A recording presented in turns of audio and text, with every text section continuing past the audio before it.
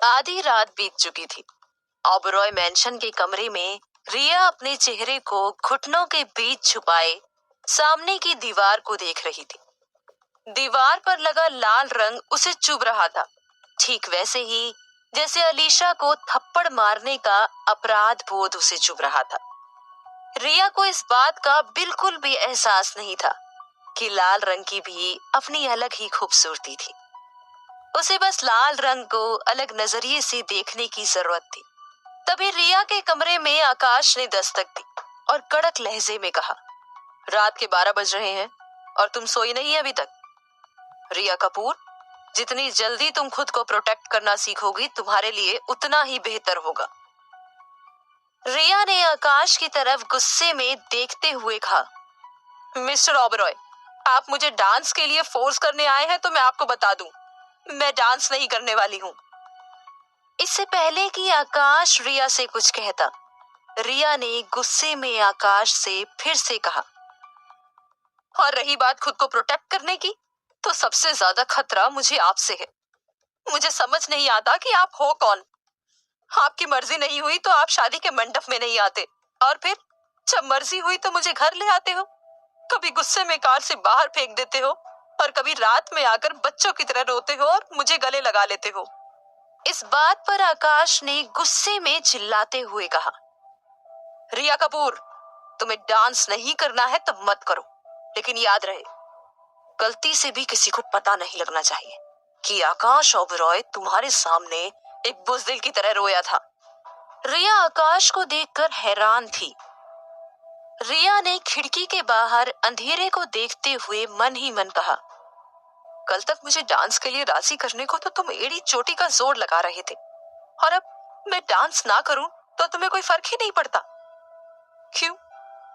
तुम्हें अपना मन हल्का करना बुज़दिली लगता है? क्यों तुम्हें समझना इतना मुश्किल है मिस्टर आकाश ओबरॉय? वहीं अपने कमरे में आकाश ने भी खिड़की के बाहर अंधेरे को देखते हुए मन ही मन में कहा, रिया कपूर, प्यार और हमदर्दी से भरोसा उठ चुका है मेरा। मुझे समझने की कोशिश ना ही करो तो बेहतर है। अगले 2 दिन रिया और आकाश ने एक दूसरे से कोई बात नहीं की। रिया अपने अपराध बोध को ज्यादा दिनों तक अपने अंदर दबाए नहीं रखना चाहती थी। रिया अपने मन की बात शेयर करना चाहती थी। अमीगो ने उससे उस दिन के बाद बात नहीं की, इसलिए रिया गिन्नी से मिलने चली गई। गिन्नी अपने बुटीक के अंदर वाले कमरे में अपने नए बॉयफ्रेंड के साथ कुछ नजदीकी पल बिता ही रही थी कि रिया ने अंदर आकर दोनों के रोमांस में खलल डाल दिया। रिया दोनों को साथ देखकर एक पल के लिए असहज हो गई और बाहर चली गई। गिन्नी ने अपने बॉयफ्रेंड को खुद से अलग करते हुए रिया से कहा, क्या यार रिया, कबाब में हड्डी बनने आ गई तू? रिया ने गुस्से में गिन्नी से कहा, यहाँ मेरी लाइफ की बैंड बजी पड़ी है और तुझे कबाब में हड्डी की पड़ी है। रिया को गुस्से में देख गिन्नी ने अपने बॉयफ्रेंड को इशारे से जाने के लिए कहा और उसका बॉयफ्रेंड उसे फ्लाइंग किस देकर चला गया। गिन्नी ने कमरे के बाहर आते ही रिया से कहा, बोल, किसने तेरी लाइफ की बैंड बजाई है? अभी बजाते हैं उसको। रिया ने गिन्नी से कहा, गिन्नी, इस वक्त मेरी लाइफ का बैंड मास्टर आकाश ओबरॉय के अलावा और कौन हो सकता है?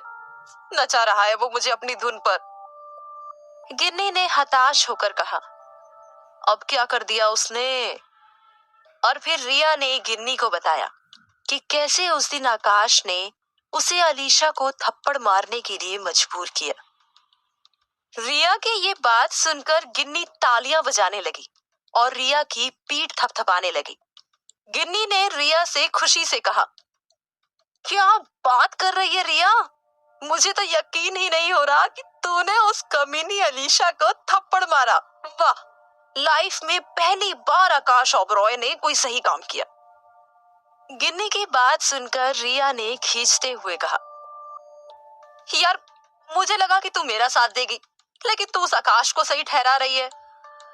गिन्नी ने रिया से कहा, रिया, अपनी सेल्फ रिस्पेक्ट बचाने में ना कुछ गलत नहीं है। तूने तो सिर्फ थप्पड़ मारा। तेरी जगह मैं होती ना तो उस कमीनी अलीशा के बाल नोच नोच कर वही चित कर देती उसे। ये सुनकर रिया और ज्यादा खींच गई और गुस्से में बुटीक से चली गई। रिया अलीशा से माफी मांगने के लिए कपूर मेंशन चली गई। रिया को लगा कि शायद यही एकमात्र तरीका था जिससे वो अपने अपराध बोध से बाहर आ सकती थी। रिया को कपूर मेंशन में देखकर मेंशन के सभी नौकर चाकर खुश हो गए और सबसे मिलकर रिया अलीशा से मिलने मेंशन के 3rd फ्लोर में चली गई। 3rd फ्लोर में अपने कमरे में अलीशा गुस्से से आग बबूला हो रही थी।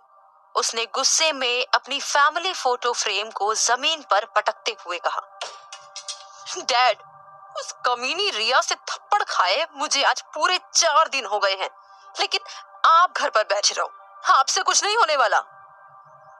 फ्रेम के कांच का टुकड़ा शरद की आंख में लगा और शरद दर्द से कराहने लगा। नीता ने शरद की आंख में तुरंत अपना दुपट्टा लगाया, लेकिन अलीशा टस से मस नहीं हुई। शरद ने दर्द से कराहते हुए अलीशा से कहा, बेटा, उस रिया से माफी मंगवाने का मतलब है ओबरॉय से माफी मंगवाना, और ओबरॉय का कद हमसे बहुत बड़ा है। अलीशा ने गुस्से में शरद से कहा, कद बड़ा है तो क्या हुआ, मेरी कोई इज्जत नहीं है क्या? मुझे उस कमीनी रिया को तड़पा तड़पा कर अपना बदला लेना है। नीता ने अलीशा को शांत करते हुए कहा, बेटा, और कितना तड़पाएगी उसे? जब तक वो इस घर में थी उसे हमेशा तेरे फटे पुराने कपड़े पहनने को दिए, खाने का आखिरी निवाला उसको खिलाया, अरे रहने के लिए उसे नौकरों वाला कमरा दिया। गोद लेने के बावजूद मैंने कभी उसे बेटी नहीं माना। हमने उसे अपने फायदे के लिए यूज किया और फेंक दिया। इतना काफी नहीं है तेरे लिए? ये सुनकर बाहर दरवाजे पर खड़ी रिया की आंखों से आंसू बहने लगे। उसे पता था कि उसे आकाश से शादी करके कपूर फैमिली का एहसान चुकाना था, लेकिन नीता के मुंह से अपने लिए इतनी कड़वाहट सुनकर रिया का दिल टूट गया। रिया ने मन ही मन कहा, मैंने आपको हमेशा माँ का दर्जा दिया। आपके सिर्फ एक बार कहने पर मैंने आकाश से शादी के लिए हामी भर दी और मंडप में व्हील चेयर से शादी रचा ली, लेकिन मुझे क्या पता था कि मैं आपके लिए बेटी नहीं बल्कि इस्तेमाल करने वाला सामान थी। और अब जब सामान आपका है ही नहीं तो माफी भी किस बात की? और फिर रिया अंदर गए बिना ही उल्टे कदम वापस चली गई। कपूर मेंशन से निकलकर रिया आज सही मायने में आजाद महसूस कर रही थी। आजाद महसूस करवाने में गिन्नी और आकाश दोनों का ही हाथ था।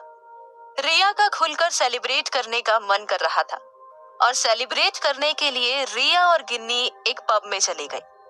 गिन्नी ने रिया के मना करने के बावजूद उसे ड्रिंक्स पिला दी। गिन्नी ने रिया से कहा, अब जिसने भी तुझे सताया हो उसके नाम की ड्रिंक्स पी और उसे जी भर कर गाली दे और अपनी भड़ास निकाल ले यार। रिया को एक पल के लिए असहज महसूस हुआ, लेकिन गिन्नी के कहने पर उसने अलीशा का नाम लिया और अलीशा के नाम पर ड्रिंक्स पीकर अलीशा को जमकर बुरा भला कहा। धीरे धीरे रिया के सामने सब कुछ धीमा होने लगा, मानो सब कुछ ठहर सा गया हो।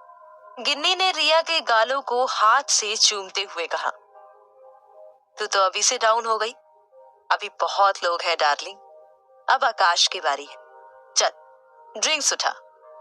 रिया ने नशे की वजह से टूटी आवाज में कहा, उसके नाम की ड्रिंक्स पीनी शुरू की ना तो पूरे बार की ड्रिंक्स कम पड़ जाएंगी। इस बात पर रिया और गिन्नी दोनों हंस पड़े और रिया ने टूटी आवाज में कहा, वैसे सच बताऊं तो इतना बुरा भी नहीं है mister angry bird. Angry bird नाम सुनकर गिन्नी जोर जोर से हंस पड़ी। पार्टी के बाद रिया ओबरॉय मेंशन जाने की हालत में नहीं थी, इसलिए रिया गिन्नी के साथ उसके घर चली गई। अगले दिन कंपनी डे था और आज कंपनी के सभी एम्प्लॉय शांति के साथ ऑडिटोरियम में मौजूद थे। ऑडिटोरियम को एंट्री गेट से ही फूलों से सजाया हुआ था। गेट पर रेड कारपेट बिछा हुआ था और गेट पर स्वागत करने के लिए कंपनी की फीमेल क्रू हाथ जोड़कर खड़ी थी और सबको अंदर इनवाइट कर रही थी। ऑडिटोरियम का स्टेज रंगीन लाइट से सजाया हुआ था। सभी गेस्ट और एम्प्लॉय आ चुके थे। सभी परफॉर्मर भी स्टेज के अंदर अपनी तैयारियां कर रहे थे। तभी कंपनी के ही किसी क्रू ने डीके से आकर कहा, सर, सभी परफॉर्मर आ चुके हैं, बस रिया कपूर मिसिंग है। डीके तैयारियों में व्यस्त था। उसने क्रू को वापस भेजते हुए कहा, जैसे ही मुझे कुछ अपडेट मिलती है मैं तुम्हें इन्फॉर्म करता हूँ, ओके?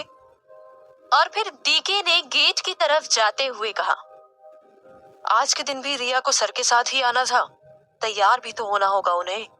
डीके ने रिया को कॉल की, लेकिन रिया ने फोन नहीं उठाया। तभी डीके को आकाश की कार आते दिखाई दी। डीके तुरंत कार की तरफ भागा और उसने कार में झांक कर देखा, लेकिन कार में रिया नहीं थी। डीके ने कौतूहल के साथ आकाश से पूछा, सर, रिया नहीं आई साथ में? आकाश ने कौतूहल से डीके से कहा, रिया अभी तक ऑडिटोरियम में नहीं आई। डीके ने ना में सर हिला दिया। रिया कल घर नहीं आई थी और आकाश समझ गया कि शायद रिया डांस परफॉर्म नहीं करेगी। उसने अपने मन को शांति देते हुए डीके से कहा, ढूंढो, शायद यही कहीं होगी। डीके रिया को ढूंढने में लग गया। रिया गिन्नी के बेडरूम में सोई हुई थी। खिड़की से आती तेज धूप आंखों में लगने से रिया की नींद खुल गई। रिया ने फोन में देखा 10 बज रहे थे और फिर रिया की नजर मिस्ड कॉल पर गई। उसने देखा कि डीके और कंपनी क्रू की तरफ से उसे बहुत कॉल्स आई हुई थी और वो समझ गई कि कॉल किस बारे में थी। रिया ने मन ही मन कहा, भले ही आकाश में लाख बुराइयां हो, लेकिन उसने मुझे सेल्फ रिस्पेक्ट करना और सेल्फ रिस्पेक्ट के लिए लड़ना सिखाया है। क्या मैं उसके लिए एक डांस नहीं कर सकती? रिया तुरंत बेड से उठी। उसने जल्दी जल्दी में सिंक में अपना मुंह धोया, बाल बांधे और बैग पकड़कर चली गई। ऑडिटोरियम में आकाश ने सुशील खुराना को ग्रीट किया और एक छोटी स्पीच के साथ कंपनी डे सेलिब्रेशन की शुरुआत की। आकाश ओबरॉय खुराना के साथ गेस्ट की चेयर पर बैठ गया। तभी कोने में खड़े डीके पर उसकी नजर गई, जिसने इशारे में बताया कि रिया ऑडिटोरियम में कहीं भी नहीं है। आकाश ने मायूसी के साथ डीके से नजरें फेर ली। डीके ने मायूसी से मन ही मन कहा, रिया, सर के लिए आपका डांस करना बहुत ही इम्पोर्टेंट था, लेकिन आज आपने सर को डिसअपॉइंट कर दिया। और फिर डीके ने मायूसी से प्रेजेंटर को रिया का नाम अनाउंस करने से मना कर दिया। वही रिया ऑटो में शांति ऑडिटोरियम की तरफ आ रही थी। उसने बेचैन होकर मन ही मन कहा, क्या जरूरत थी रिया रात में इतना पीने की? अब तो परफॉर्मेंस भी शुरू हो गई होगी, पूरे 1 घंटे लेट है तू। और फिर रिया ने बेचैनी से ऑटो वाले से कहा, भैया प्लीज थोड़ा जल्दी कीजिए, आज रिया को ऑडिटोरियम के लिए 15 मिनट का रास्ता बहुत लंबा लगने लगा।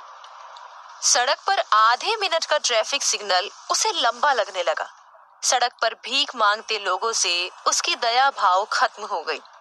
चलती रोड में बड़ी गाड़ियों से उसे नफरत होने लगी, जो उसके ऑटो का रास्ता रोके हुए थी। उसे डर था कि शायद वो परफॉर्म ना कर पाए और आकाश के सामने उसे शर्मिंदा होना पड़े। ऑडिटोरियम में आते ही रिया परफॉर्मर रूम की तरफ तेजी से भागी। रूम में पहुंचते ही रिया ने क्रू से कहा, मैं रिया कपूर और मेरी डांस परफॉर्मेंस है। क्रू ने अपनी शीट चेक करते हुए कहा, सॉरी रिया, आपका नाम परफॉर्मर लिस्ट से हटा दिया गया है और वैसे भी आपका नंबर जा चुका है। ये सुनते ही रिया घबरा गई और उसे लगा कि शायद अब वो परफॉर्म नहीं कर पाएगी। क्या रिया डांस परफॉर्म कर पाएगी? क्या रिया के डांस परफॉर्म करने से आकाश और रिया के बीच नजदीकियां आएंगी? जानने के लिए सुनते रहिए बंदनी।